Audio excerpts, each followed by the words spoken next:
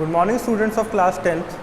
In the previous video we have discussed about that what is development, right, and what was the domestic scene of development in India, what were the public facilities provided, and the topic which we are going to study today is sustainable development. Sustainable development. It is also a topic in your geography book, that what is sustainable development, and we are going to discuss the same here, but we will study about it in a detailed manner. In a detailed discussion we are going to have here that what is sustainable development. In geography, when we discussed about sustainable development, then we said that sustainable development is the development by doing minimum damage to the environment, right? Environment. This is what we said, what is sustainable development in our geography chapter, resources and development, that sustainable development means development by doing minimum damage to the environment.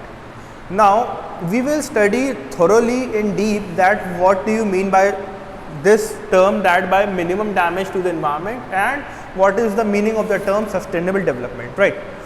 So it is said that if there is development, development should first of all sustain. Okay, it should sustain. The development should sustain. What do you mean by the term that the development should sustain? It means that development should be done in such a manner that the development done today is benefiting the future generations also. Like there is a road built by the government. This is a road. Okay, this is a road built by the government. So this road must go on for future generations also. It should not be like this, that the road is developed and that road is deteriorated in 5 years only. If there is a national highway, and that highway should sustain about 10 to 15 years. Okay, so that is sustainable development, that the environment, that the development should also sustain. There should be development that should be permanent. If there is a dam built, okay, if there is a dam built on a river, that dam should be built for around 50 years or plus, then that is sustainable development. If there is a dam built, there is crores and crores of rupees being spent on the dam, and after that if the dam just lives for 5 years, then there is no such benefit from the dam, right? So the development should sustain. So here it is written that firstly, resources have to be judiciously used. No nation can afford to live in the present without thinking of the future, right? That the development should be done by keeping in mind the future generations, right? The future generations should be kept in mind.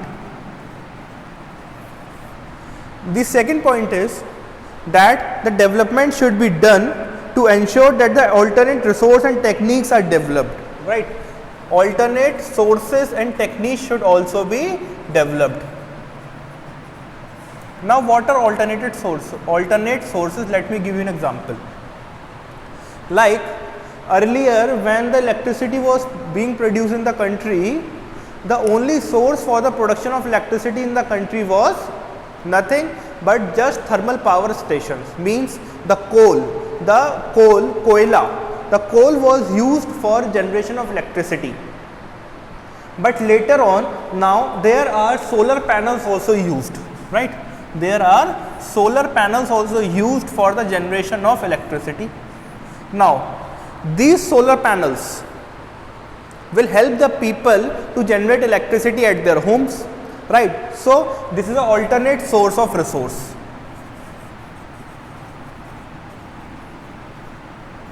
Earlier the cars used to run only on petrol or diesel. Now they are running on gas also. There is CNG gas. that is also alternate source of resource, right? So there is a next to ensure alternate resources and techniques of development that we have discussed, and there is other resources also given, that is first of all it is given food, water. Okay, water is also an important resource, and we should use the water in a manner that the future generations are also able to get good drinking water. So here are some points. Food and water are basic necessities for human survival. While increase of food availability can be ensured, water availability is a matter of serious concern, right? Excessive use of water can cause the water table to go lower. This lowering of groundwater table can dry up wells and adversely impact availability of water in our country. There is excessive consumption of groundwater. This is due to multiple cropping patterns employed by farmers, industrialization, urbanization and large scale construction, right? So we have discussed about water, that water is a resource that is used by all. Food is also a necessity and water is also a necessity. Food in India is in surplus, as we know that India is a agriculture state. So the food is in surplus and we are able to supply food to most of the people. But drinking water is a basic facility and it is of serious concern that it is not being supplied to all the people, right? So water is a basic necessity and there is scarcity of water also in many areas. So there should be judicious use of this resource water. There should be techniques used so that the groundwater can be replenished again and again. You must have heard of a technique, that is rainwater harvesting.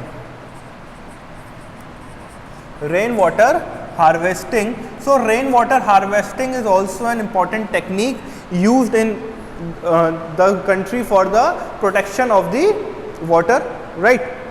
So there should be rainwater harvesting. There should also be sewage treatment plants.